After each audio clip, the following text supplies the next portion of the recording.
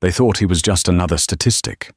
2 decorated officers, a routine traffic stop, and a nervous driver who fit the description. They had the badges, the report, and the courtroom on their side. They walked into that trial expecting a conviction, laughing about how easy it was to ruin a man's life before lunch. But they forgot one thing. Technology doesn't lie, and silence doesn't always mean submission. When the defense attorney pressed play, the video didn't just show the truth, it froze the entire courtroom in a silence so loud it shattered careers. This is the story of how arrogance met its match, and karma arrived in 4K resolution. The rain was coming down in sheets on Route 9, turning the asphalt into a slick black mirror, reflecting the red and blue strobe lights cutting through the darkness. Caleb Sterling gripped the steering wheel of his 2018 sedan, his knuckles turning white. He wasn't speeding. He hadn't run a red light. He had checked his speedometer 3 times in the last mile. He was a man who lived his life by the book, an architect by trade, a father of 2, and a deacon at his local church. He wore a tie on Tuesdays. He didn't look for trouble. But tonight, trouble had found him. In his rearview mirror, the blinding spotlight of a patrol car burned into his eyes. Caleb took a deep breath, the kind his father had taught him to take 30 years ago. Hands on the wheel. 10 and 2. Interior light on. Move slow. He lowered the window as a figure approached. The silhouette was bulky, the rain slicking off a heavy raincoat. "License and registration," the voice barked. No greeting. No good evening. Caleb turned his head slowly. "It's in the glove box, officer. I'm going to reach for it now." "Just get it," the officer snapped. The name tag read Hatcher. Officer Brett Hatcher. He was young, maybe 30, with a jaw that looked like it was perpetually clenched, and eyes that seemed bored by the rain but excited by the power. Behind Hatcher, another officer stood by the patrol car, hand resting casually near his holster. That was Officer Dean Kowalski. Older, heavier, with a mustache that twitched when he chewed his gum. Caleb handed over his documents. "May I ask why I was pulled over, officer?" Hatcher shined his flashlight directly into Caleb's eyes, blinding him momentarily. "Taillights out, and you were swerving." "Swerving?" Caleb blinked, trying to shield his eyes. "Officer, with all due respect, I was in the center of the lane, and I just had this car serviced yesterday. The lights are fine." Hatcher leaned in closer, the smell of stale coffee and rain filling the cabin. "Are you calling me a liar, boy?"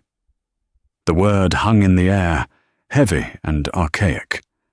Caleb felt a cold knot tighten in his stomach. "No, sir. I'm just stating facts." "Step out of the vehicle," Hatcher commanded, stepping back and unclipping the safety on his holster. "For a broken tail light?" "I smell alcohol," Hatcher said loudly, his voice pitched for the body cam, or perhaps for Kowalski. "Step out. Now." Caleb hadn't touched a drop of alcohol in 10 years. He knew exactly what was happening. He unbuckled his seatbelt slowly and opened the door. The rain soaked him instantly, ruining his dress shirt.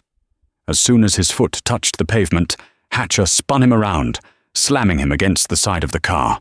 "Hey!" Caleb shouted, pain shooting through his shoulder. "I'm not resisting!" "Stop resisting!" Hatcher screamed, playing to an audience of none. Kowalski rushed over, grabbing Caleb's other arm and twisting it behind his back with unnecessary force.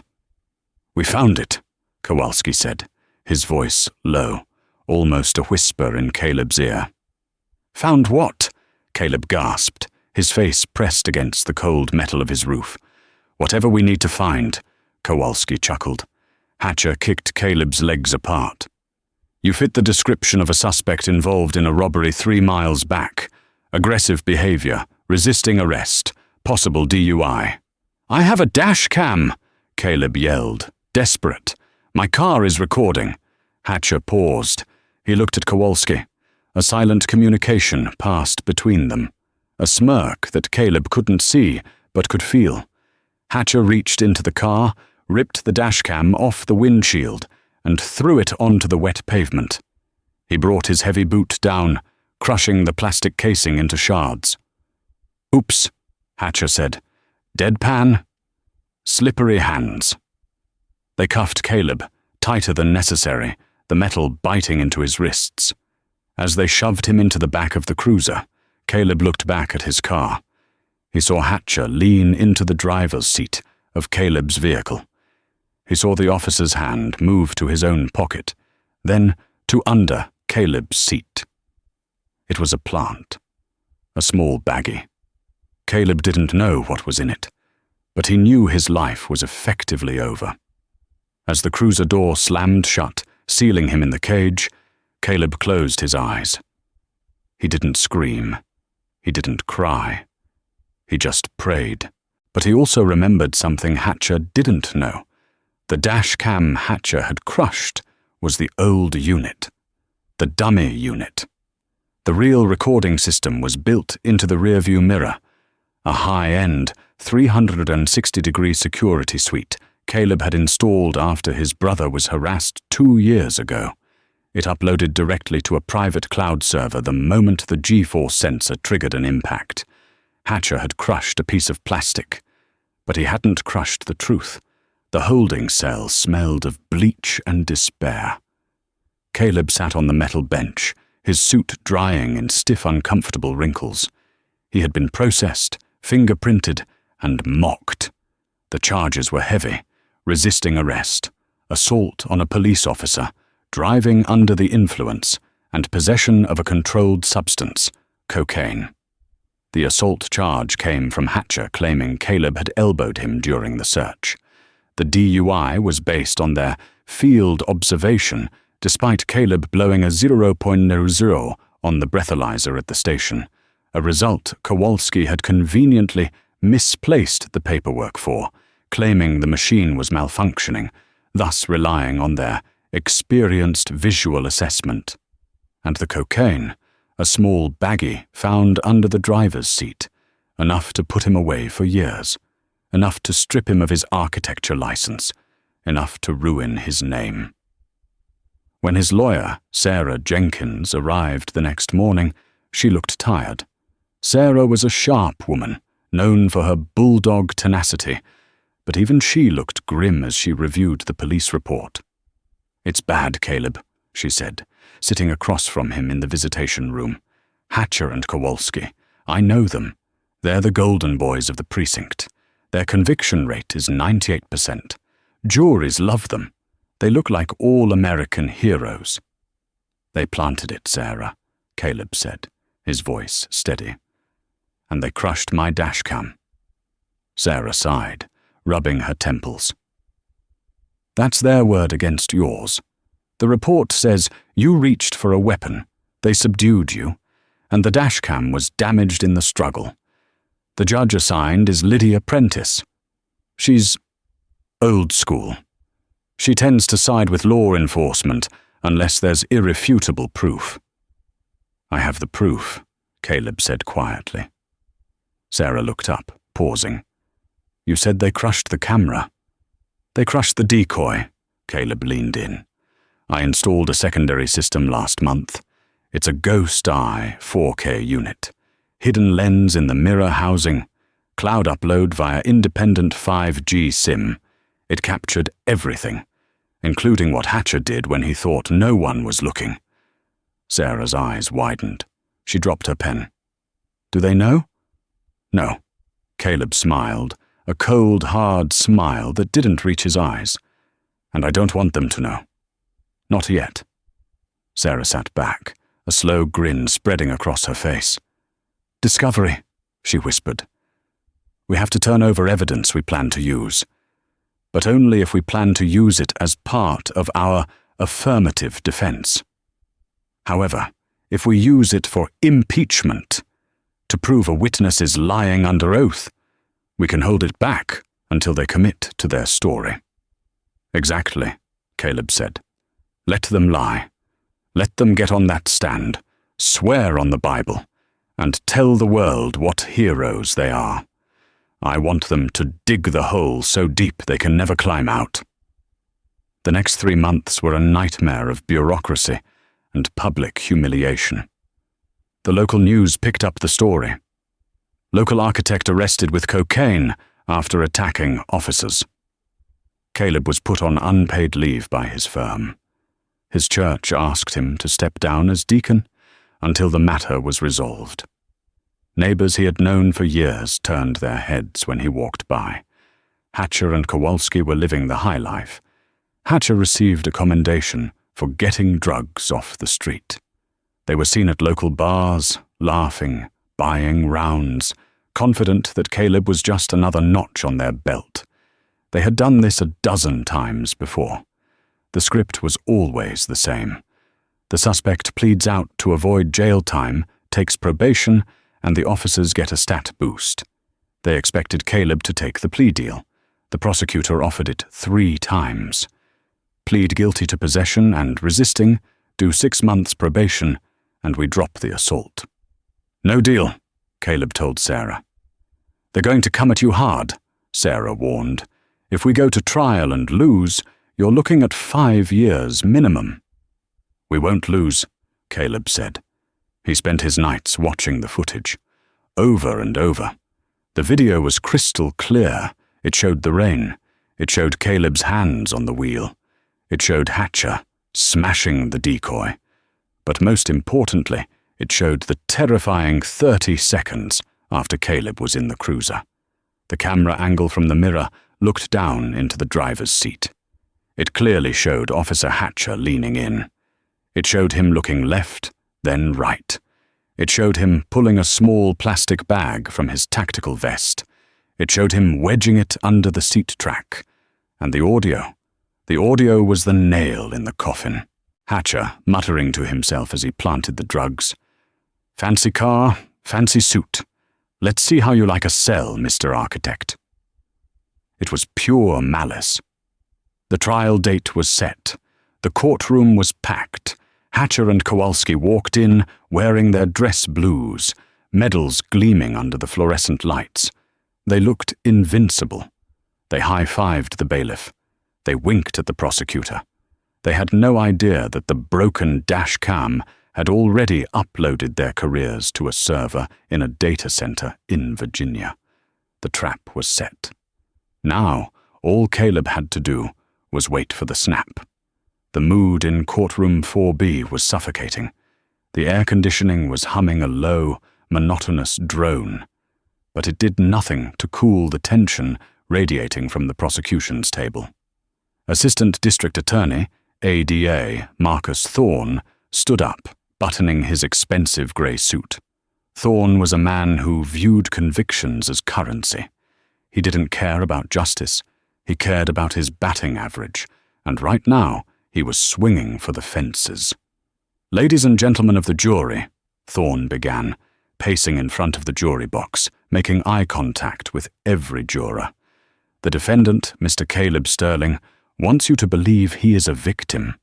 He wants you to believe that on the night of October 14th, 2 decorated officers of the law simply decided to ruin his life for no reason." But the facts tell a different story. A story of intoxication, aggression, and a blatant disregard for the law. Caleb sat at the defense table, his hands clasped so tight his knuckles were white. He looked at the jury. 12 strangers, a retired school teacher, a construction worker, a nurse, decent people. But as they listened to Thorne, Caleb saw their eyes hardening. They were buying the narrative. "The people call Officer Brett Hatcher to the stand," Thorne announced. The heavy oak doors swung open, and Officer Hatcher walked in. He was the picture of law enforcement perfection. His uniform was tailored, his boots shone like black glass, and his badge caught the overhead lights. He walked with a confident stride, chin up, looking every bit the protector of the peace. He took the oath, his hand resting firmly on the Bible. "I do," he said, his voice deep and reassuring. "Officer Hatcher," Thorne began, leaning against the podium. "Walk us through the night of the arrest." Hatcher cleared his throat, turning slightly to address the jury directly, a masterclass in manipulation. "It was a stormy night," Hatcher began. "Visibility was poor. My partner and I observed a vehicle swerving erratically across the double yellow line on Route 9. We initiated a traffic stop for safety reasons. When I approached the vehicle, the driver, Mr. Sterling, was immediately belligerent." "Belligerent?" Thorne pressed. "How so?" "He refused to roll down his window at first. When he did, the smell of alcohol was overwhelming. It hit me like a wall." Hatcher lied, his face a mask of solemn concern. "I asked for his license, and he began shouting, making erratic movements with his hands. Given the recent robbery in the area, I was on high alert. I asked him to step out." "And did he comply?" "Reluctantly," Hatcher sighed. "He stumbled as he got out. When I attempted to pat him down for weapons, standard procedure, he swung his elbow back, striking me in the chest. He was screaming, resisting arrest. We had to use necessary force to subdue him for his own safety and ours." Caleb almost stood up. "Liar!" he wanted to scream. Sarah Jenkins, his lawyer, placed a calming hand on his forearm. Her grip was iron. "Wait," her eyes said. "Let him dig." "And the dashcam?" Thorne asked, anticipating the defense's argument. "Why is there no footage from the defendant's car?" Hatcher shook his head sadly. "In the struggle, Mr. Sterling was thrashing around. He actually struck the device himself as we were trying to cuff him. It fell to the pavement and shattered. It was unfortunate, really. We always prefer to have video evidence." "And what did you find in the vehicle, officer?" "After placing Mr. Sterling in the cruiser, I conducted an inventory search of his vehicle before towing. Under the driver's seat, hidden in the track mechanism, I found a plastic bag containing 15 grams of cocaine." A gasp rippled through the gallery. Caleb's wife, Maria, sitting in the front row, brought a tissue to her mouth, tears streaming down her face. Hatcher didn't even blink. "Thank you, officer," Thorne said, looking satisfied. "Your witness?" Sarah Jenkins stood up. She didn't rush. She adjusted her glasses, picked up a notepad, and walked slowly to the center of the room. She looked small compared to Hatcher, but the air around her seemed to sharpen. "Officer Hatcher," Sarah said, her voice pleasant, almost friendly. "You have a remarkable memory." "I take detailed notes, ma'am," Hatcher replied with a polite nod. "Of course, I want to clarify a few things. You stated Mr. Sterling was swerving?" "Yes. And you stated the smell of alcohol was overwhelming?" "It was." "Interesting," Sarah mused. "Considering Mr. Sterling has been a sober member of Alcoholics Anonymous for 10 years and blew a 0.0 at the station. But let's move on. You said he struck you." "He elbowed me in the chest. Hard." "And the dash cam," Sarah continued, circling closer to the witness stand. "You are under oath, Officer Hatcher. Did you, at any point, touch Mr. Sterling's dashcam before it fell?" Hatcher scoffed, a tiny crack in his armor. "No, like I said, he knocked it down while resisting." "So you never touched it? You never threw it?" "Absolutely not." "And the drugs?" Sarah said, her voice dropping an octave. "You found them under the seat?" "Yes." "Did you put them there?" Hatcher's eyes flashed with anger. He leaned forward. "I am an officer of the law, Ms. Jenkins. I do not plant evidence. I found those drugs because your client is a drug user and a dealer. So if there were a video showing otherwise, that would be impossible." Thorne jumped up. "Objection. Speculation. There is no video." "Sustained," Judge Prentice ruled, looking annoyed at Sarah. "Counselor, move on." "No further questions," Sarah said, returning to her seat. She didn't look defeated. She looked like a hunter who had just set a bear trap. Next came Officer Kowalski. He was sweating, his mustache twitching. He wasn't as polished as Hatcher. He parroted the story, but he looked nervous. "I saw the defendant strike Officer Hatcher," Kowalski testified, wiping his forehead. I helped subdue him." "Did you see Officer Hatcher find the drugs?" Thorne asked.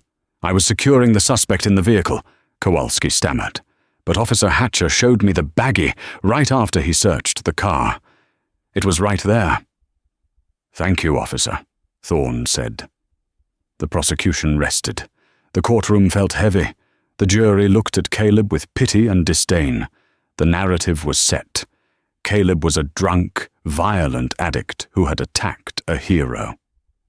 Hatcher sat at the prosecution table, leaning back in his chair, a smug grin playing on his lips. He whispered something to Thorne, and they both chuckled. They thought it was over. They thought they had won.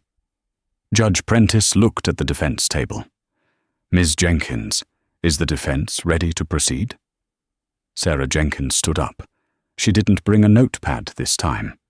She brought a small USB drive. "Yes, Your Honor," Sarah said, her voice ringing clear through the silent room. "The defense calls no witnesses at this time.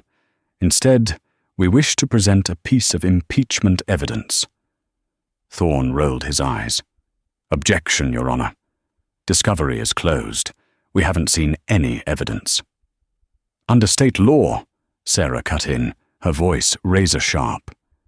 "Evidence used solely for the purpose of impeachment, to prove a witness has lied under oath, does not need to be disclosed prior to trial. Officer Hatcher just testified, under oath, that he didn't touch the dashcam and didn't plant the drugs. We are entitled to refute that specific perjury." Judge Prentice paused. She looked at Sarah, then at Hatcher. Hatcher's smile faltered slightly. "What evidence is this, Counselor?" Prentice asked. "A video file," Sarah said, holding up the drive. "Recovered from the cloud server of Mr. Sterling's secondary security system. A ghost-eye 360-degree mirror camera." The color drained from Officer Hatcher's face. It happened instantly. One moment he was flushed with victory. The next, he was pale as a sheet. He looked at Kowalski. Kowalski looked like he was about to vomit. "Objection," Thorne stammered, sensing the shift in the room. "Authentication. We don't know if this is doctored." "I have the metadata and the chain of custody from the cloud service provider right here," Sarah said, slapping a folder onto the judge's bench. "It is time-stamped, geotagged, and encrypted."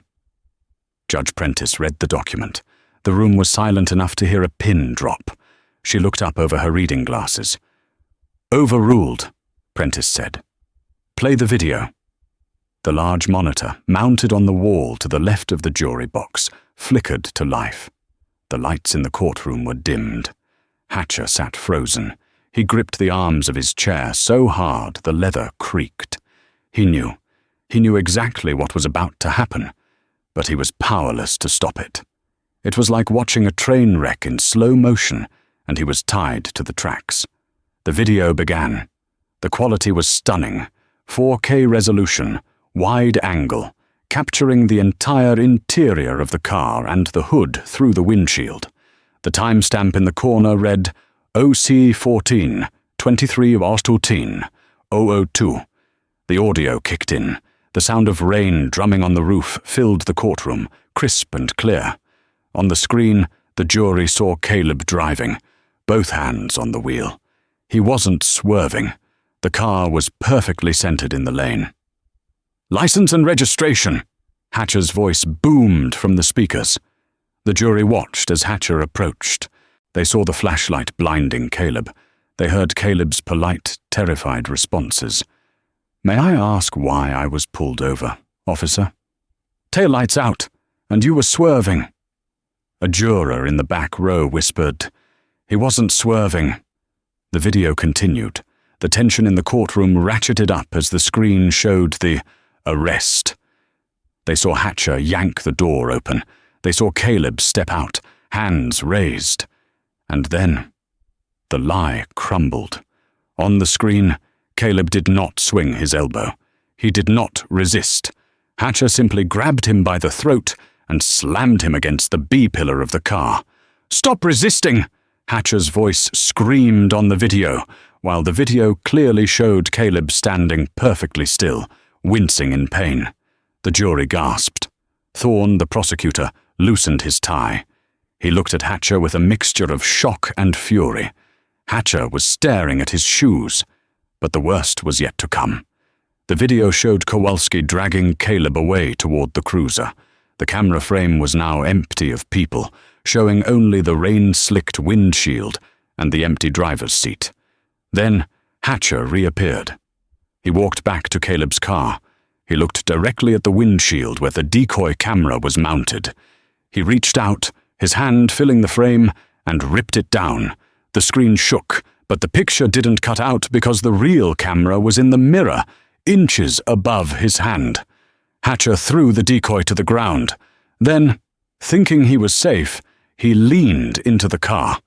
The 4K camera captured every pore on his face.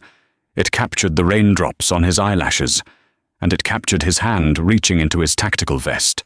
The courtroom was dead silent. Not a breath. Not a rustle of fabric. On the massive screen, Officer Hatcher pulled a clear plastic baggie filled with white powder from his own vest pocket. He looked around, left, right, checking for witnesses. He looked straight into the mirror, unknowingly staring into the lens that was sealing his fate. He wedged the baggie under the seat track. Then the audio cut through the silence like a knife. Hatcher muttered to himself, his voice dripping with venom. "Fancy car, fancy suit. Let's see how you like a cell, Mr. Architect." Sarah Jenkins hit the spacebar on her laptop. Pause. The video froze. The image on the screen was a masterpiece of incrimination. It was frozen on Hatcher's face, illuminated by the dome light, a twisted smirk on his lips, his hand visibly planting the cocaine. "Fancy car, fancy suit." The echo seemed to hang in the room. Sarah turned slowly to the jury. She didn't need to shout. She didn't need theatrics. The image behind her shouted louder than she ever could. "Ladies and gentlemen," Sarah said softly, "the prosecution's entire case rests on the word of Officer Hatcher. This video shows us exactly what his word is worth." She turned to the witness stand. Hatcher was shaking, visibly shaking. "Officer Hatcher," Sarah said, her voice hard as diamond. "Is that you on the screen?" Hatcher didn't answer. He couldn't. He opened his mouth, but no sound came out. "I remind you, you are under oath," Judge Prentice said, her voice dropping to a terrifyingly low register. She was leaning over the bench, glaring at Hatcher with a look that promised hellfire. "Answer the question." I, Hatcher stammered. "It looks like... out of context." "Out of context?" Sarah snapped. "You just testified that you found those drugs. We just watched you take them out of your pocket. Did you, or did you not, plant evidence on Caleb Sterling?" Hatcher looked at Thorne for help. Thorne turned his back on him, effectively cutting him loose. There was no saving this. "I invoke the fifth," Hatcher whispered. Pandemonium, the gallery erupted. Caleb's wife screamed. "He framed him! He framed my husband!" Reporters were typing furiously on their phones. The bailiff had to shout for order. Judge Prentice slammed her gavel down, the sound cracking like a gunshot. "Order! Order in this court!" When the noise subsided, Prentice looked at Hatcher with pure disgust. "Officer Hatcher, you have just invoked your right against self-incrimination in the middle of a trial where you are the primary witness against a man facing 10 years in prison. Your testimony is stricken from the record." She turned to the prosecutor. "Mr. Thorne, do you have any other evidence? Or do you want to explain why your star witness just committed a felony in my courtroom?" Thorne looked defeated. He stood up, gathering his papers. "Your Honor, the state moves to dismiss all charges against Caleb Sterling immediately." "Dismissed with prejudice," Prentice barked. "Mr. Sterling, you are free to go." Caleb stood up. He felt lightheaded. The handcuffs of the emotional weight snapped off. He hugged Sarah. He hugged his wife. But as he looked back at the witness stand, he didn't see a man sorry for what he had done. He saw Hatcher staring at him with pure, unadulterated hatred. Judge Prentice wasn't finished. "Bailiff," she commanded, pointing a long finger at the witness stand. "Take Officer Hatcher into custody. I am holding him in contempt of court, and I am recommending the district attorney file immediate charges for perjury, evidence tampering, and false imprisonment." Kowalski, sitting in the front row, tried to sneak out the side door. "And him too," Prentice shouted, pointing at Kowalski. "Don't let him leave the building." Two deputies grabbed Hatcher. The man who had put cuffs on so many innocent people was now having his arms wrenched behind his back. The metal clicked. Caleb watched as Hatcher was marched out of the courtroom, the same way Caleb had been marched out of his car 3 months ago. But this wasn't the end. This was just the beginning of the fall. The video had frozen the courtroom, but now it was going to burn down the entire department. Caleb Sterling wasn't just going to walk away. He was going to make sure the fire spread until it consumed everything Hatcher had built. The lawsuit was coming, and it was going to be biblical. The courtroom doors swung open, and Caleb Sterling stepped out into a blinding frenzy of flashbulbs. It was a different kind of light than the police spotlight that had blinded him months ago. This light was warm, frantic, and hungry for the truth. Within hours of the dismissal, the video, now dubbed the 30-second frame, had been leaked to the press. It wasn't just local news anymore. It was everywhere. CNN, Fox, MSNBC, even international outlets were playing the clip on a loop. The image of Officer Hatcher's smug face as he planted the baggie, followed by the chilling audio, "Fancy car, fancy suit," became the most defining image of police corruption in a decade. By the time Caleb got home, the video had 20 million views on X, formerly Twitter. The hashtag #NotChaJustice for Caleb was trending alongside Fire Hatcher. But for Caleb, the victory felt hollow. He sat in his living room, the curtains drawn, watching the news. "It's a systemic failure," a pundit was arguing on the TV screen. "This wasn't a mistake. This was a rehearsal. You don't plant drugs that smoothly unless you've done it 100 times before."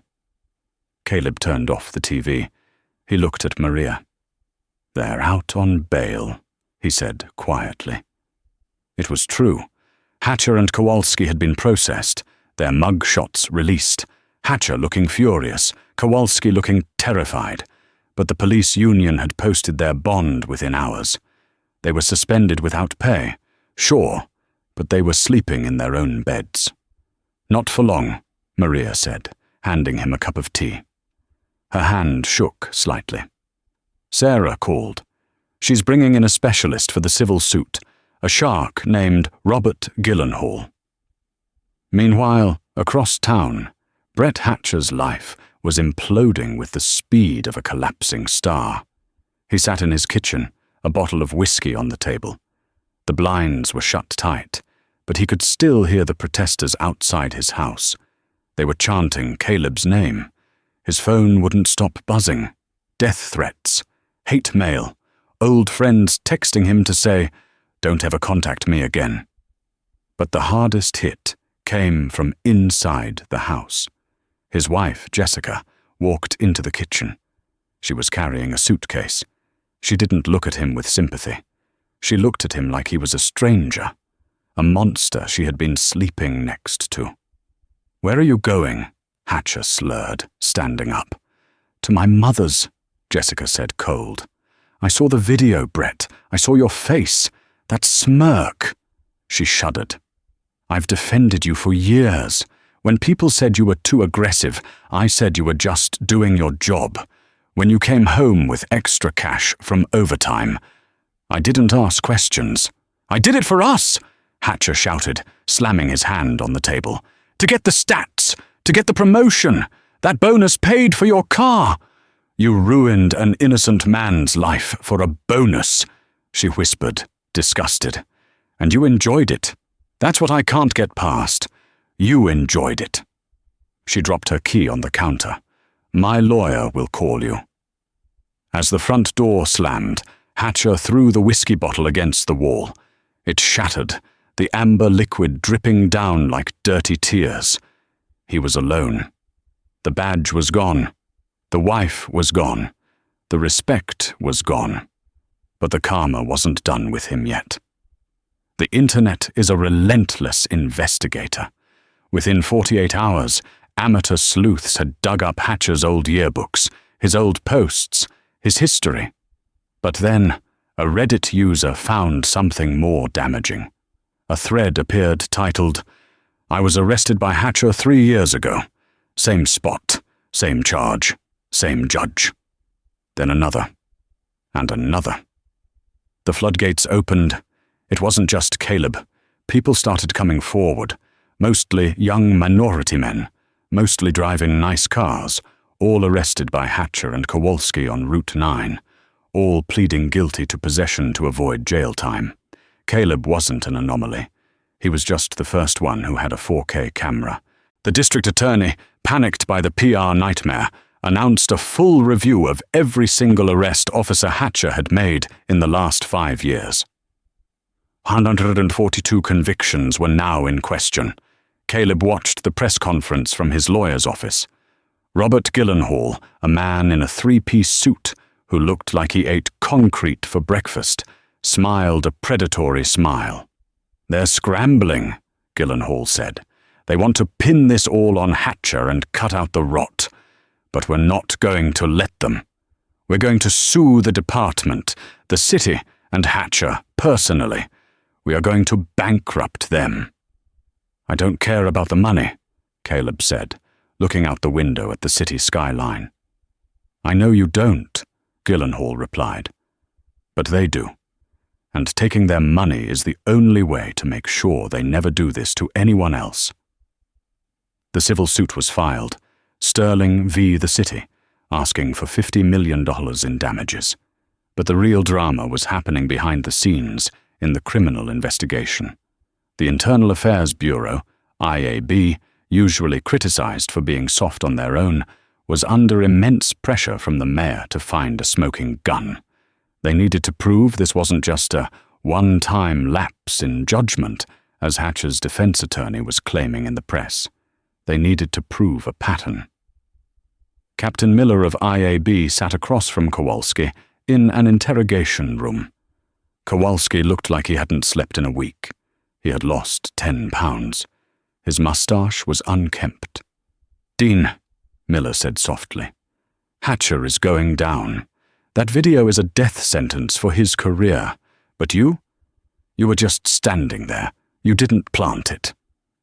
I wrote the report," Kowalski croaked. "I signed it." "That's perjury," Miller nodded. "That's bad, but it's not planting evidence. Hatcher is the mastermind here. If you give us something real, we can talk to the DA about a deal. Maybe probation instead of 5 years in state prison." Kowalski looked up, tears in his eyes. He was a follower, a weak man who had ridden Hatcher's coattails for years. He broke. "He keeps things," Kowalski whispered. Miller leaned in. "What do you mean he keeps things?" "Trophies," Kowalski said, his voice trembling. "From the busts. He likes to keep a souvenir from the ones who think they're better than him. The guys in the suits, the guys with the degrees. "Where?" Miller demanded. "His garage. There's a safe in the floor, under the workbench. He laughed about it once. Said it was his retirement fund, if he ever needed to blackmail anyone, but mostly he just liked to look at them." 2 hours later, a tactical team battered down the door of Brett Hatcher's suburban home.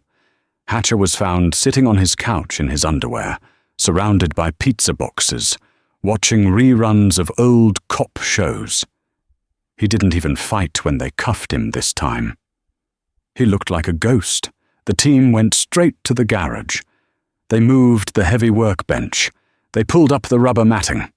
And there, cut into the concrete, was a floor safe. They drilled it. When the lid popped open, the IAB agents recoiled. It wasn't money. It wasn't drugs. It was a collection of personal items: watches, expensive sunglasses, a deacon's pin, a Masonic ring, and in a small velvet bag, a collection of driver's licenses. There were dozens of them. Licenses of men Hatcher had arrested over the years. Men he had framed. He had kept their IDs as little victories, proof that he had dominated them. Captain Miller picked up one of the licenses with a gloved hand. It belonged to a man named Julian Thorne, no relation to the prosecutor, a young doctor who had lost his medical license 5 years ago after a drug bust on Route 9. "He's a serial predator," Miller muttered, feeling sick. He didn't just frame them, he hunted them. The discovery of the trophy box turned the scandal into a national horror story. It wasn't just corruption anymore, it was pathology. Hatcher wasn't just a bad cop, he was a sociopath with a badge. The news hit the airwaves like a nuclear bomb. The trophy box led to the immediate overturning of 45 convictions. Men who were sitting in prison were released within days. Families that had been broken were suddenly vindicated. Caleb watched the news report showing the items seized from the safe. The camera panned over the table of evidence, and there, sitting in the middle, was a silver tie clip. Caleb gasped. He touched his own tie. That's mine." He hadn't even realized it was missing the night of the arrest. Hatcher must have swiped it while he was searching the car, right before planting the drugs. A little souvenir from the architect. "He stole from me," Caleb said, a cold rage building in his chest. "He stole my reputation. He tried to steal my freedom, and he stole a piece of my clothes just to laugh at me." Robert Gyllenhaal, sitting across from him, looked at the TV and then at Caleb. "This changes everything," the lawyer said. "This isn't negligence anymore. This is racketeering. This is predatory criminal behavior. We're amending the lawsuit. We're going for punitive damages. And Caleb..." Gyllenhaal paused. "The feds just called. The FBI is taking jurisdiction over the criminal case. Hatcher isn't looking at 5 years anymore. With the civil rights violations, the kidnapping charges, and the sheer volume of victims, he's looking at life." Caleb closed his eyes and let out a long breath. Good. But the twist wasn't over. As the investigation deepened, the FBI found something else in Hatcher's safe. A small black ledger. Hatcher hadn't just been keeping trophies. He had been keeping records. Records of cash payments. Records of favors. It turned out Hatcher wasn't working alone. The ledger contained initials. D.K., Dean Kowalski. Sergeant R., Sergeant Ross, the desk sergeant. And most damning of all, Judge P., not Lydia Prentice. She was clean. Judge Peterson, the judge who had presided over 80% of Hatcher's previous cases. The judge who always denied bail. The judge who always gave the maximum sentence. The ledger showed payments labeled campaign donation next to dates corresponding with major convictions. Hatcher had been paying kickbacks to a judge to ensure his framed victims stayed in jail. It was a cash for kids scheme, but for adults on Route 9. The corruption didn't just stop at the squad car, it went all the way to the bench. Caleb stood up. "They all have to fall," he said. "Every single one of them." "They will," Gyllenhaal promised. "But first, we have to survive the deposition. Hatcher is going to try one last desperate move. He subpoenaed you." "Me?" Caleb frowned. "Why?" "He claims he has dirt on you," Gyllenhaal said. "He claims the video was edited. He's representing himself now. He's gone crazy, Caleb, and a crazy man is a dangerous man." "Let him come," Caleb said, buttoning his jacket. "I have nothing to hide. He has a box full of stolen lives. I have the truth." The deposition room inside the Federal Detention Center was a cold, windowless box that smelled of industrial cleaner and stale fear. The fluorescent lights buzzed with a headache-inducing hum, casting long, harsh shadows against the cinder-block walls. Caleb Sterling sat on one side of the scratched steel table, his hands folded calmly in front of him. Next to him, Robert Gyllenhaal, his shark of a lawyer, arranged his files with the precision of a surgeon preparing to amputate. On the other side sat Brett Hatcher. The transformation was shocking. The man who had once strutted down Route 9 like a king was now a husk. His orange jumpsuit hung off his frame, revealing that he had lost at least 30 pounds. His head was shaved, exposing a scalp pale from lack of sun. But it was his eyes that told the real story. They darted around the room, manic and bloodshot, filled with a frantic energy that bordered on madness. Because Hatcher had fired his expensive defense team in a fit of paranoia, claiming they were working for the deep state, he was representing himself. He sat alone, shackled to the floor, with 2 U.S. Marshals standing directly behind him, their hands hovering near their tasers. "This deposition is now in session," the court reporter stated, her voice flat. Hatcher didn't look at her. He stared straight at Caleb. He licked his dry lips. "Mr. Sterling," Hatcher rasped. His voice sounded like grinding gravel. "You look comfortable. Nice suit. Is that Italian?" "It's just a suit, Brett," Caleb replied, his voice level. "Focus." "Focus," Hatcher chuckled, a dark, wet sound. "You think you're smart, don't you? You think because you had a little camera, you won. But you didn't win, Caleb. You just cheated better than I did." Gyllenhaal leaned forward, clicking his pen. "Mr. Hatcher, this is a deposition for the civil suit. We are here to determine the extent of damages. Save the speeches. Do you have questions for my client regarding the night of October 14th? Hatcher slammed his fist onto the table. The chains rattled violently. The marshals stepped forward, but Hatcher held up his shackled hands. "I have questions," Hatcher screamed, spit flying. "I want to know how much you paid the tech guy. I want to know how you edited the footage." He turned his manic gaze back to Caleb. "Admit it. You're an architect. You use CAD. You use rendering software. You took that video and you digitally inserted the baggie. It's a deep fake. I never planted anything. You framed me." Caleb looked at the man across from him. He didn't feel anger anymore. He felt a profound pity mixed with disgust. "Brett," Caleb said softly. "We found the trophy box." The room went dead silent. The hum of the lights seemed to get louder. Hatcher's mouth opened, but no sound came out. His face went grey. "We found the safe in your garage," Caleb continued mercilessly. "We found the watches, the sunglasses, the Masonic ring, and we found the tie clip you stole from my car while you were searching it. Did I deepfake the tie clip into your floor safe, Brett?" Hatcher slumped back in his chair, the fight draining out of him instantly. He looked small. "They were souvenirs," Hatcher whispered, his voice trembling. "Just mementos of the job." "Mementos?" Caleb stood up, leaning over the table.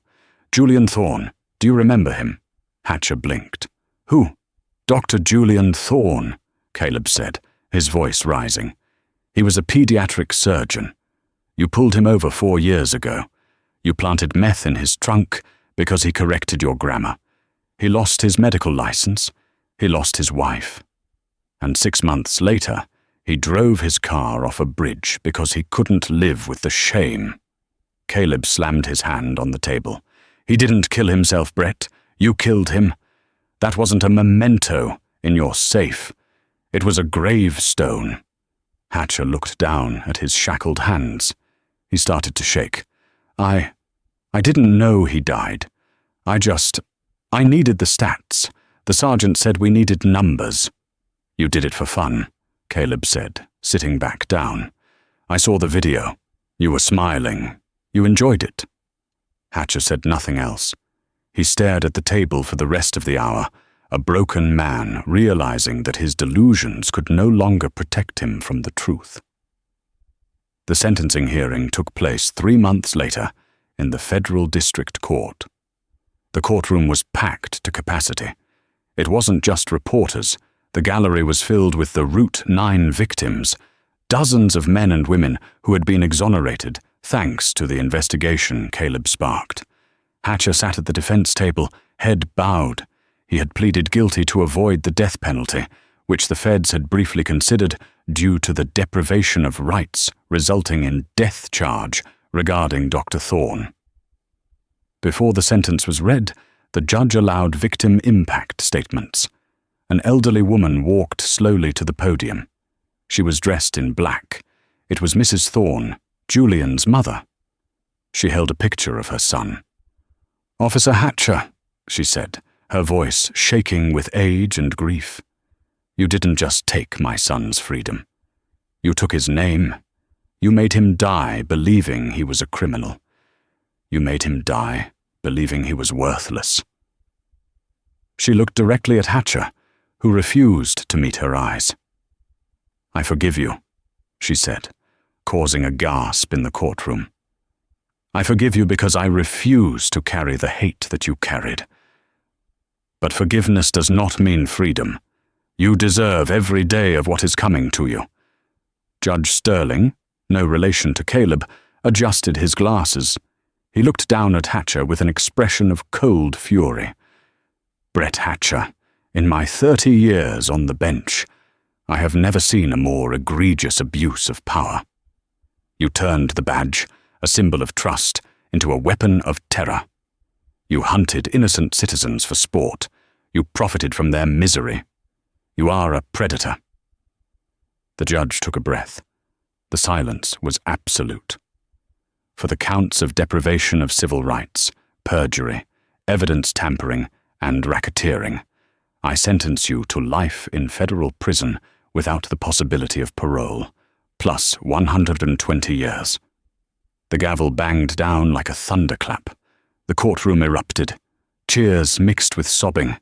Caleb held Maria's hand, feeling a weight lift off his chest that he hadn't realized he was carrying. As the marshals hauled Hatcher to his feet, he looked back at the gallery one last time. He saw the sea of faces, the people he had framed, the families he had broken. They weren't afraid of him anymore. They were looking at him with pity, and that hurt him more than any hatred could. The federal supermax in Florence, Colorado, is known as the Alcatraz of the Rockies. It is a place designed to break the human spirit. Brett Hatcher was processed into Unit H, administrative segregation. Because he was a former cop, he couldn't be in the general population. He would be killed in minutes.